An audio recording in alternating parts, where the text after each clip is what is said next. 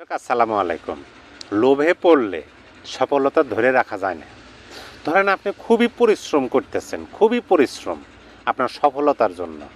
আপনি যদি স্টুডেন্ট হন, আপনি রাত দিন একাকার করে লেখাপড়া করতেছেন, বই পড়তেছেন, প্রাইভেটে যেতেছেন, কলেজে যেতেছেন ভালো রেজাল্টের জন্য। ভালো রেজাল্ট কিসের জন্য? ভালো একটা চাকরির জন্য, ভালো একটা জবের জন্য, কর্মের জন্য।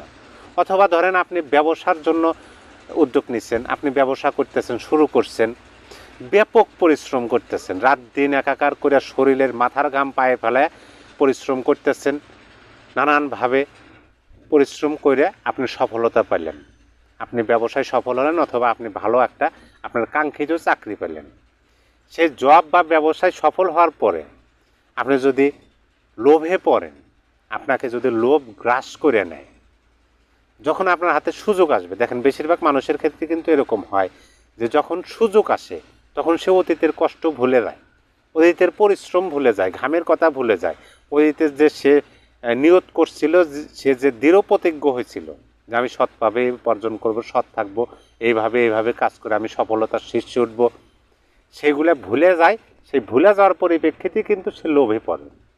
আর যে ব্যক্তি ওই সফলতায় পদার্পণ করার পরে লোভে পড়ে, সে কিন্তু আসলে প্রকৃতপক্ষে সফলতা ধরে রাখতে পারে না।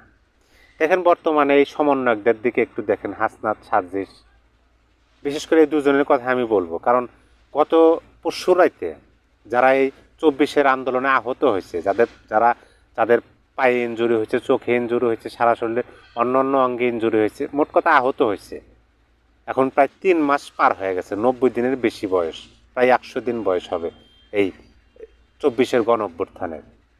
তাদেরকে ওইরকম আশানুরূপ ভালো চিকিৎসা, সুচিকিৎসা বা আর্থিক সহযোগিতা কোনোটাই তারা দিতে পারে নাই। তারা তো ব্যস্ত শুধু এইটা নিয়ে সেটা নিয়ে, আওয়ামী লীগ হটাও, সেটা হটাও, এটা হটাও, বিভিন্ন জায়গায় মিছিল, মিটিং, সচিবালয় দিয়ে ঘোরা ফেলা, তাদের কোনো খোঁজ খবর নাই। কিন্তু ওই আহতদের মাঝে ক্ষোভটা প্রকাশিত হইল কখন?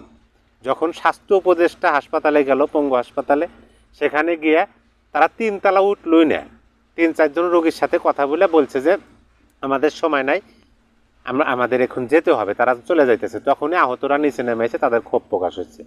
তারা রাজপথে অবস্থান করছে রাত 2টা পর্যন্ত, কোনো উপদেষ্টা আসে নাই। পরবর্তীতে আসিফ নজরুল, এই আপনার নাহিদ ইসলাম এবং আসিফ মাহমুদ এবং আরেকজন উপদেষ্টা, 4 জন উপদেষ্টা এসে ভুল স্বীকার করছে এবং ডিসেম্বর পর্যন্ত সময় চেয়েছে এবং তাদের সাথে বসারও আলোচনার জন্য আহ্বান জানাইছে। সচিবালয় তারা পরের দিন, অর্থাৎ গত বৃহস্পতিবার সচিবালয় বসছে, কাদের সঙ্গে যে সমস্ত আহতরা রাস্তায় ছিল তারা বলতেছে, অভিযোগ করতেছে যে আসলে আমরা গত রাত্রে আমরা যারা রাস্তায় ছিলাম, এখন সচিবালয়ের মধ্যে যারা চেয়ার দখল করে বসে আছে তারা কেউ ছিল না।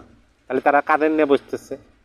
সেই জন্য আমি বললাম যে যেভাবেই আপনি সফলতা পান, যদি আপনি লোভে পড়েন, আপনি অতীত যদি ভুলে যান, আপনার সঙ্গীদের যদি আপনি অবহেলা করেন, তাহলে সেই সফলতা থাকে না, দূরে সরে যায়। আশা করি সবাই বুঝতে পারছেন। সবাই ভালো থাকবেন, সুস্থ থাকবেন। আল্লাহ হাফেজ।